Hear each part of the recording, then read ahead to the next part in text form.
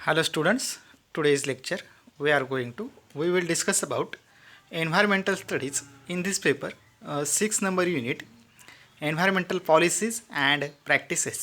Okay 6 नंबरचं जे unit आहे त्यामध्ये तुम्हाला एन्व्हायरमेंटल प्रॅक्टिसेस आहेत, त्यानंतर त्याच्या पॉलिसीज आहेत. मग त्यामध्ये क्लायमेट चेंज आहे, ग्लोबल वॉर्मिंग आहे, ॲसिड रेन आहे आणि या सगळ्यांचं ह्युमन बिईंगवरही किंवा ह्युमन थिंगवर किंवा लिव्हिंग ऑर्गॅनिझम्सवरती काय इम्पॅक्ट होतो आहे हे आपल्याला बघायचं आहे. आता त्यामध्ये फर्स्ट आहे what is a climate changes, it's causes and consequences. Okay, मग क्लायमेट चेंज आहे, ग्लोबल वॉर्मिंग आहे, ॲसिड रेन आहे आणि या सगळ्यांचा ह्युमन बिईंगवरती किंवा लिव्हिंग ऑर्गॅनिझमवरती काय इम्पॅक्ट आहे हे आपल्याला बघायचं आहे. त्यानंतर एन्व्हायरमेंटल ॲक्ट्स आहेत, एन्व्हायरमेंटल ॲक्ट्स मग फॉरेस्ट्री ॲक्ट्स आहे, त्यानंतर एअर पोल्युशन ॲक्ट आहे, वॉटर पोल्युशन ॲक्ट आहे. मग कोणत्या ॲक्टसाठी काय तिथं प्रिकॉशन्स किंवा काय त्याचे लिमिटेशन्स सांगितलेले आहेत हे आपण पुढं बघणार आहोत. पण त्याआधी आपला फर्स्ट पॉईंट आहे what is a climate change and it's causes and consequences. Okay, मग आता क्लायमेट चेंज काय आहे आणि त्याचं कन्सिक्वेन्सेस काय आहे त्यामध्ये व्हॉट इज अ क्लायमेट. आता फर्स्टली क्लायमेट चेंज होतं आहे म्हटल्यानंतर मग क्लायमेट हे काय आहे. Okay, climate is the average daily weather for and extended period of time at a certain location. Okay, मग डेली पिरियडचा जो टाईम असेल किंवा जे क्लायमेटचं चेंजेस जे होतं किंवा वेदरमध्ये जे चेंजेस होतात, क्लायमेटिक चेंजेस आपण त्याला म्हणतो, ते चेंजेस होत जाणं ॲट अ सर्टेन लोकेशन म्हणजेच काय त्या टाईमनुसार त्या टाईममध्ये तिथल्या पोझिशनमध्ये तिथल्या त्या कंडिशन्समध्ये तिथल्या त्या एरियामध्ये काय होतात चेंजेस होत जातात. म्हणजे काय करतात ते एन्व्हायरमेंटल जे चेंज होतात त्या चेंजला ते स्वतःमध्ये ॲडॅप्टेशन्स करून घेतात आणि ते चेंजेस फॉलो करतात, पुढं डेव्हलप करतात. मग ते लिव्हिंग थिंग्स जे असतील त्यांच्यावरती हे चेंजेस ॲप्लाय होतात. एन्व्हायरमेंटने किंवा नॅचरली जी कंडिशन चेंज झाली तर जे फिजिकल फॅक्टर्स आहेत किंवा जे लिव्हिंग थिंग्स आहेत किंवा ह्युमन बिईंग्स आहेत हे काय करतात तिथल्या त्या कंडिशनला ॲडॅप्ट करून घेतात आणि त्या क्लायमेट चेंज झाल्याचा सिग्नल देतात. Okay, this is a climate change. Then causes of climate changes. मग त्याच्या काय चेंजेस काय कॉजेस आहेत. Okay, what a causes climate changes. मग त्याच्या काही कॉजेस जे असतील ते आपल्याला बघायचे आहेत. तर ते अशा प्रकारे कॉजेस ऑफ क्लायमेट चेंज. मग त्यामध्ये फर्स्ट आहे नॅचरल कॉजेस. तर नॅचरल कॉजेस याच्यामध्ये सांगितलं त्यांनी व्हॉल्कॅनिक इरुप्शन, ocean recurrent.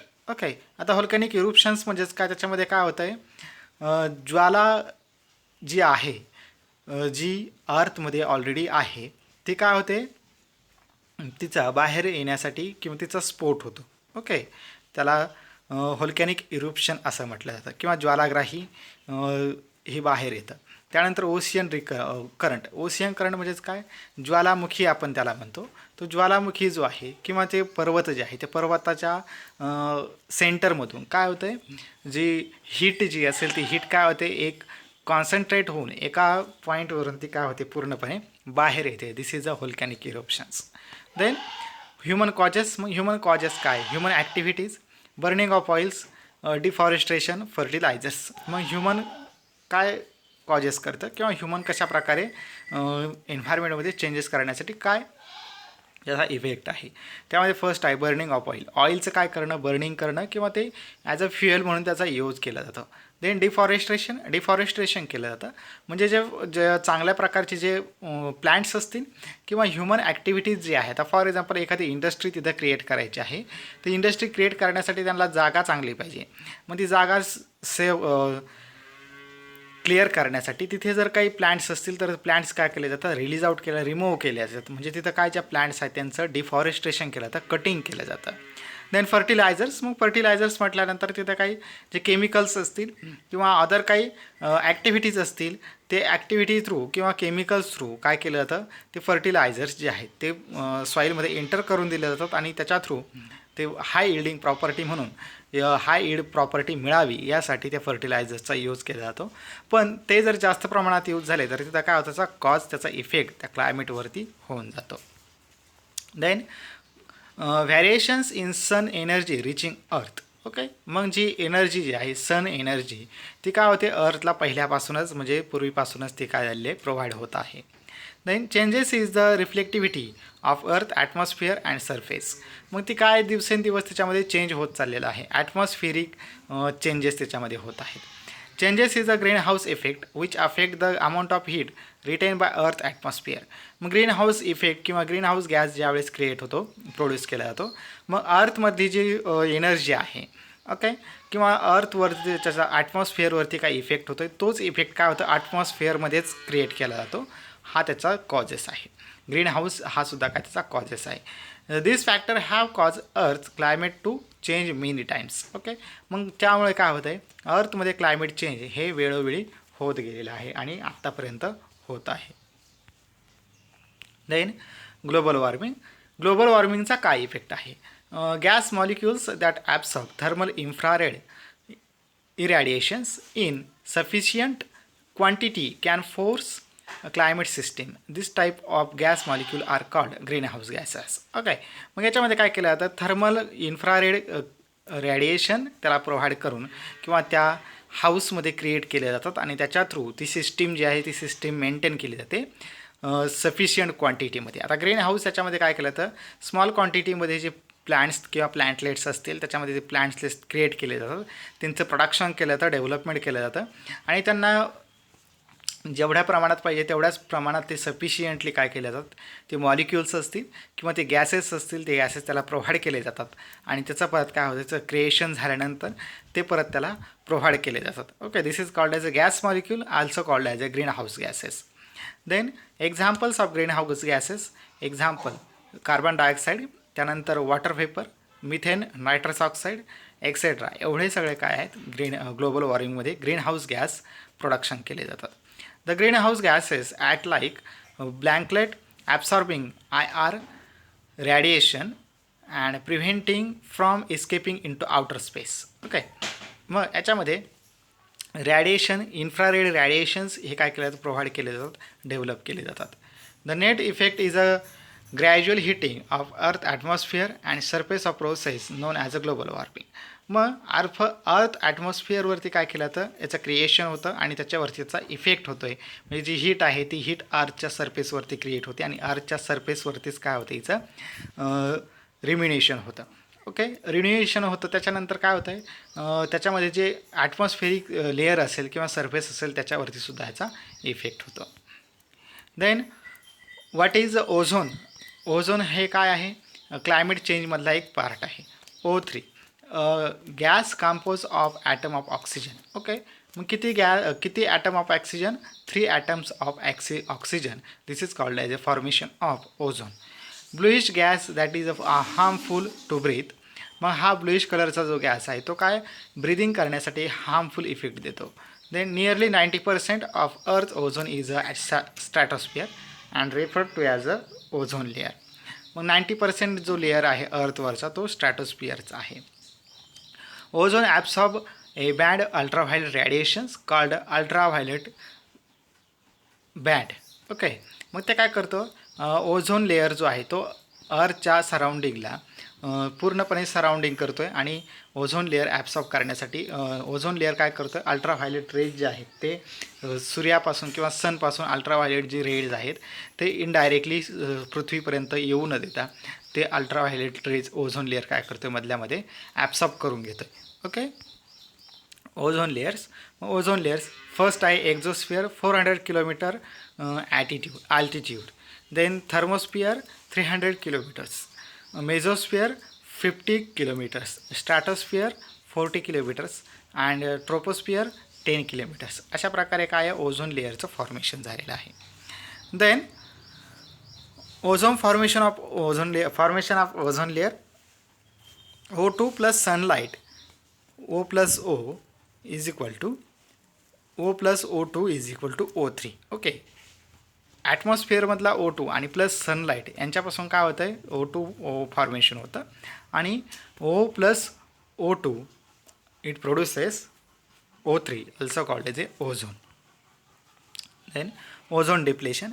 Ozone layer depletion is a simply the wearing out reduction amount of ozone the stratosphere Unlike pollution, which has a many types of causes, ozone depletion has been pinned down one major human activity. मग ozone लेअरचं depletion किंवा ozone layer ह्याचं जे layer जो आहे तो layer काय होतं आहे थोडा थोडा कमी होत चाललेला आहे. आणि हे कशामुळे होतं आहे? अनलाईक पोल्युशन्स, त्यानंतर ह्युमन ॲक्टिव्हिटीज जे आहेत याच्या थ्रू ओझोन लेअरवरती काय होत आहे? इफेक्ट होत आहे.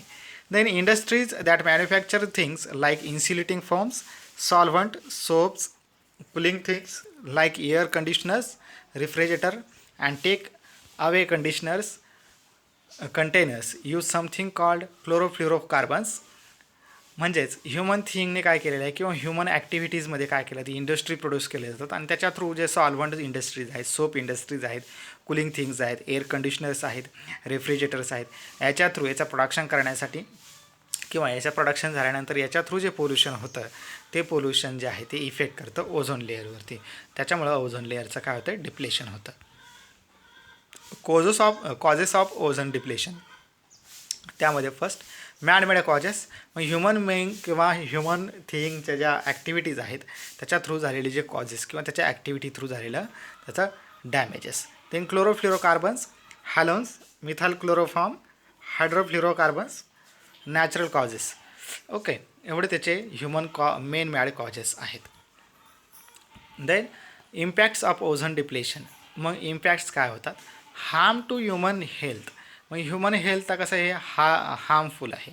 Okay, more skin cancer, sunburns and premature ageing of the skin.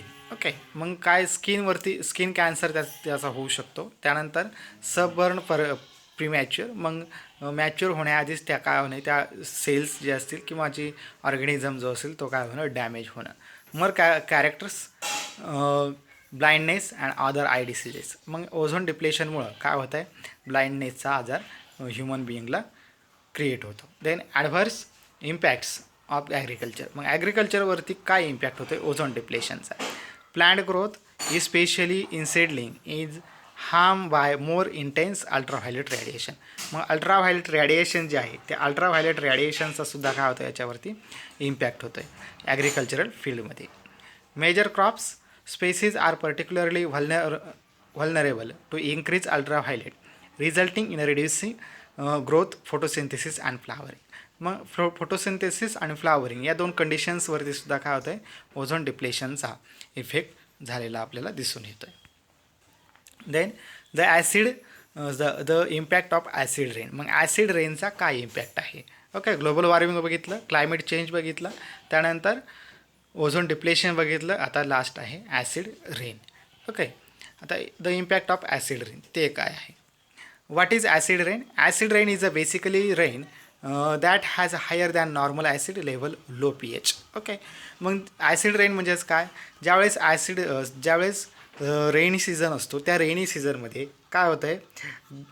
पावसाचं जे पाणी असेल त्या पाण्या थ्रू किंवा पाण्याचं काय होतं त्याच्यामध्ये ॲसिडिटी ही जास्त असेल आणि pH त्याचा कसा pH काय असेल? लो असेल. Okay, this is called as a acid rain.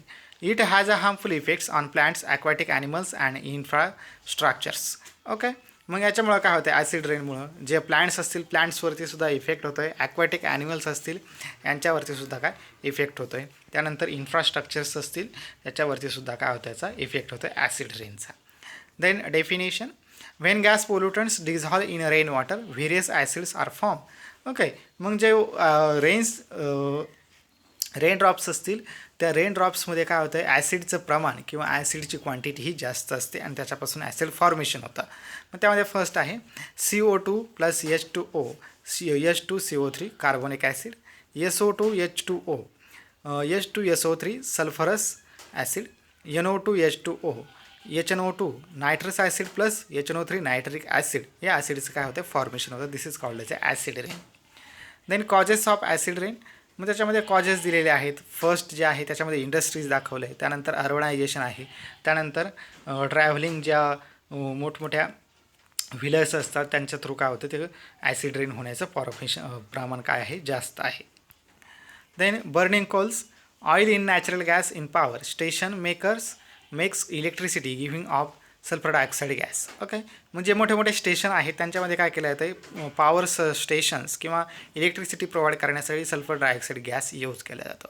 Then burning petrol and oil in vehicle engine give off nitrogen oxide as a gases. मग burning of petrol and oils जे व्हेकलमध्ये काय as a fuel म्हणून use केले जातात त्याच्यातून nitrogen oxide हा gas काय होतो आहे बाहेर पडतो आहे. Then effect of acid rain. मग इफेक्ट ऑफ ॲसिड रेन कशावरती होतं? ह्युमन्स, त्यानंतर buildings, forest and jungles, lakes and rivers and transport या सगळ्यांवरती काय होतं ॲसिड रेनचा इफेक्ट होतो आहे. Then humans can become seriously ill and can even die from the effect of acid rain. मग ॲसिडमुळे काय होतं ह्युमन बिईंगची जी लाईफ असेल त्या लाईफवरती याचा सिरियसली इल इफेक्ट होतो आहे आणि जे ह्युमन बिईंग्स त्यांचा डेथ रेट काय होतं इन्क्रीज होतं आहे. Acid rain can cause respiratory problems especially people who have asthma. मग ज्या पीपल्सला काय अस्थमा हा जर डिसीज असेल त्या डिसीजमुळं यांना काय होतं अजून ॲसिड रेनचा प्रॉब्लेम होतो आणि त्यांची डेथ रेट हा जो तो इन्क्रीज होतो. Then research carried out in North America इन 1982 revealed that sulfur pollution killed 51,000 people and about 200,000 people become ill as a pollution. Okay, मग ह्या पोल्युशनमुळं किंवा ॲसिड रेनच्या कंडिशनमुळं काय झालेलं आहे अमेरिकामध्ये 1982 साली काय झालं आहे 51,000 एवढ्या लोकांचं काय झालेलं आहे तिथं सल्फर पोल्युशनमुळं डेथ झालेली आहे. ओके, मग तेवढ्या लोकांवरती ते इफेक्ट झालेलं आहे आणि त्यानंतर 200,000 लोकांवरती तेवढा काय त्याचा इफेक्ट 2 लाख एवढ्या पीपल्सवरती त्याचा काय झालेला आहे इफेक्ट झालेला आहे ह्या ॲसिड रेनच्या पोल्युशनमुळं. Okay, this is a environmental policies and practices in this chapter. The first environmental causes किंवा climate change, त्यानंतर ग्लोबल वॉर्मिंग, ॲसिड रेन आणि कम्युनिटीज याच्यावरती काय इफेक्ट होतो हे आपण बघितलेलं आहे. Okay, this environmental policies and practices topic is finished.